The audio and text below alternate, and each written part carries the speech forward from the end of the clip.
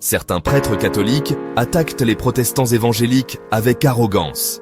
Ils accusent de notre foi d'être sans fondement, de rejeter l'autorité apostolique, et ils disent que sola scriptura n'est même pas biblique. Aujourd'hui, nous allons démonter point par point cette accusation, Bible en main.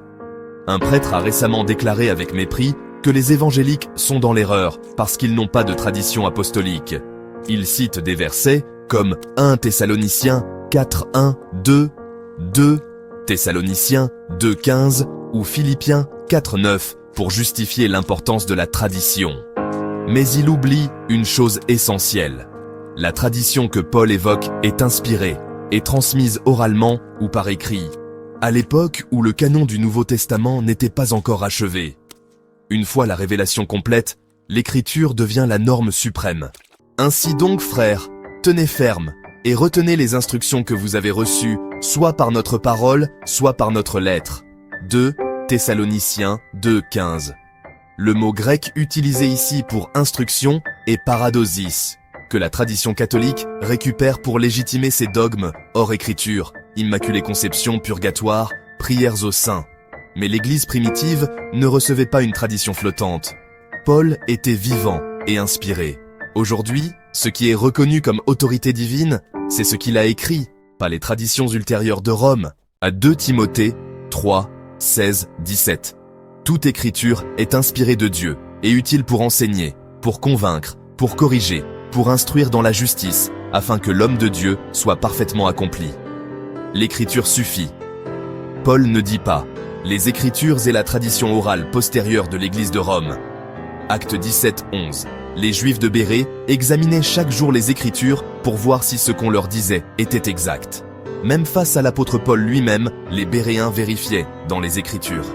Voilà un exemple biblique de sola scriptura. Et que dit Paul à cela? Il ne les accuse pas d'insubordination. Au contraire, il les loue. Marc 7, 8. Vous abandonnez le commandement de Dieu et vous observez la tradition des hommes. Beaucoup de traditions romaines n'ont aucun fondement biblique. Elles s'ajoutent à l'écriture, voire la contredisent. Jésus n'a jamais dit « écoutez l'Église plus que la parole, mais ta parole est la vérité ». Jean 17, 17. Nous ne rejetons pas l'autorité apostolique. Au contraire, nous l'honorons dans les écrits inspirés qu'ils nous ont laissés. Nous ne suivons pas les traditions changeantes d'un magistère romain, mais la parole de Dieu inaltérable. 1 Corinthiens 15, 3. Je vous ai enseigné avant tout, comme je l'avais aussi reçu, que Christ est mort pour nos péchés, selon les Écritures. 1 Corinthiens 1, 23. Nous prêchons Christ crucifié.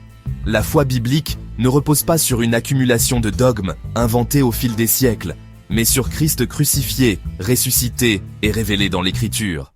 Chers prêtres catholiques, nous n'avons pas besoin d'un pape, de concile ou de dogmes tardifs pour marcher avec Dieu. Nous avons la parole vivante, inspirée, suffisante. L'Écriture est claire, elle est notre fondement, notre autorité ultime. Et si cela vous offense, rappelez-vous que ce n'est pas à nous que vous résistez, mais à la vérité même que Dieu a révélée. Jean 8, 31, 32. Si vous demeurez dans ma parole, vous êtes vraiment mes disciples. Vous connaîtrez la vérité, et la vérité vous affranchira.